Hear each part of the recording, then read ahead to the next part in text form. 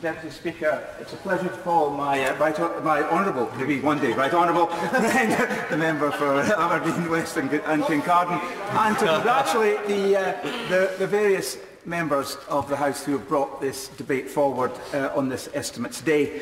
And I found myself having been in a happy position of agreeing with much of what I've heard through the hours of this debate.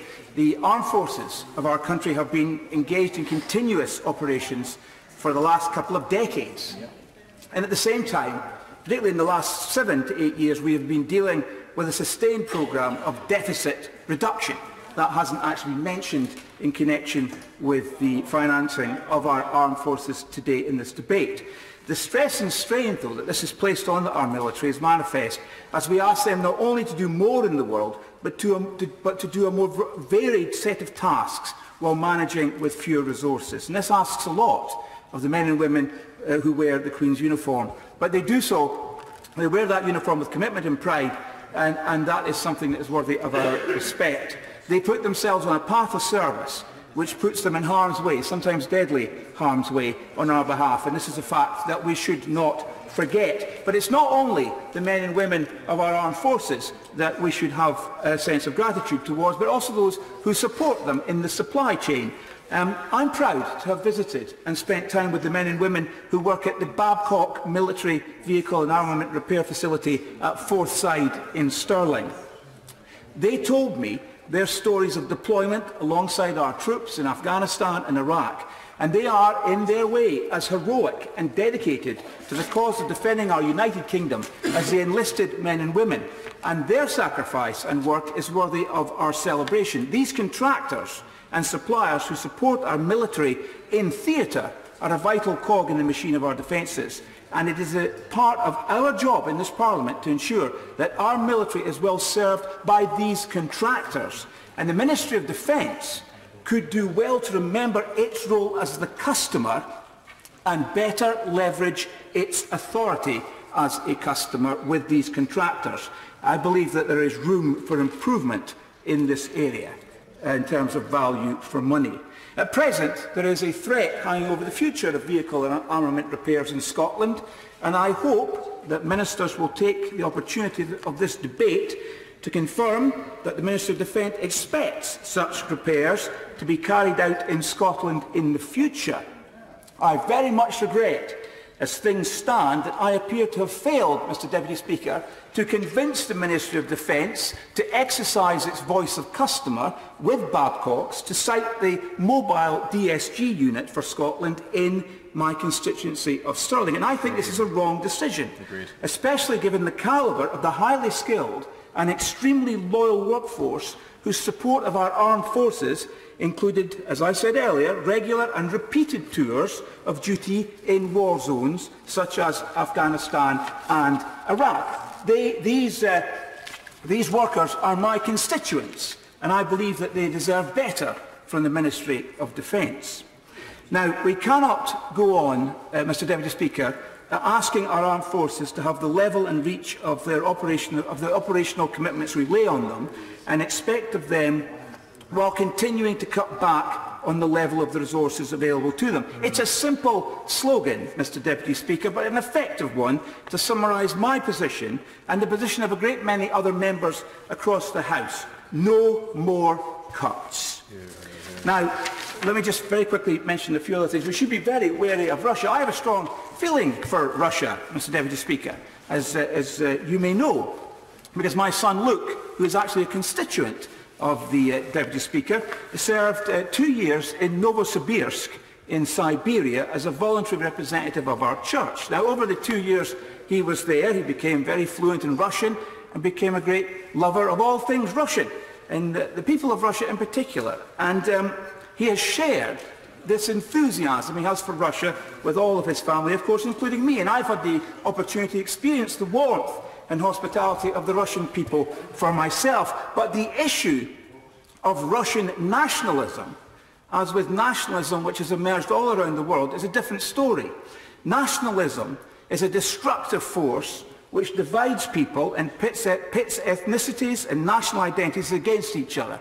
It is a fundamentally poisonous ideology wherever it is found, And although it is often disguised in modern times, it is still a threat to our way of life and to the security and peace of the world.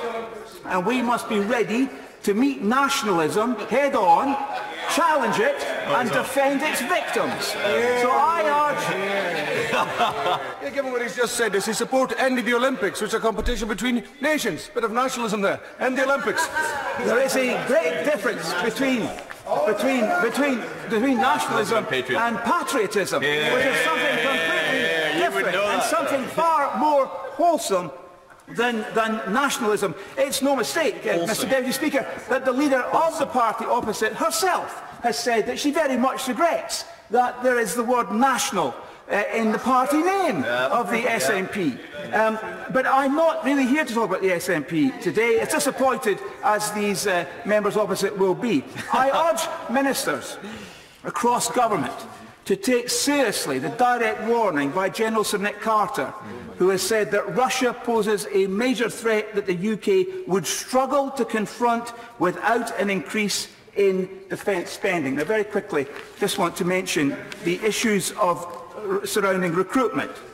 I believe that subcontracting recruitment to a civilian business was not a good decision. This is not something, recruitment, that can be determined by someone who's working with a spreadsheet. And I seriously doubt that any private company has what it takes to function as an adequate recruitment agent for the British Armed Forces. Housing for our armed forces is an issue. Some of the anecdotal stories shared with me of living conditions for service families are, quite frankly, nothing less than shameful. And this is an issue which is broader than can be covered in the time of this debate. We need to be sure that our troops have the right equipment at the right time. There's a black hole in the budget which has been admitted. We have laid orders for equipment that we don't have the money to pay for. And if we're not careful, and I say this as a member of the Select Committee investigating Carillion, we can see the situation of robbing Peter to pay Paul, which eventually, in a vicious circle, leads us, well, we know where that leads us to. Can I just say to him how important that point is about robbing Peter to pay Paul?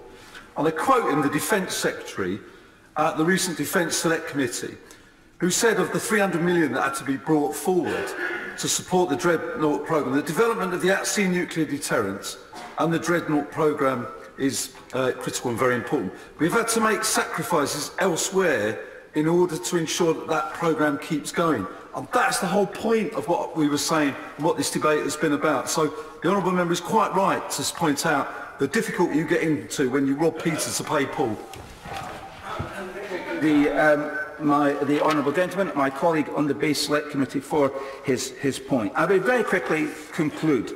I very much regret the fact, for example, in terms of capabilities, that the Royal Navy doesn't have the number of surface vessels it requires to send both of our aircraft carriers to sea at the same time, with the prerequisite level of air and submarine protection. I lay that before the House as an example of the capability issues we face.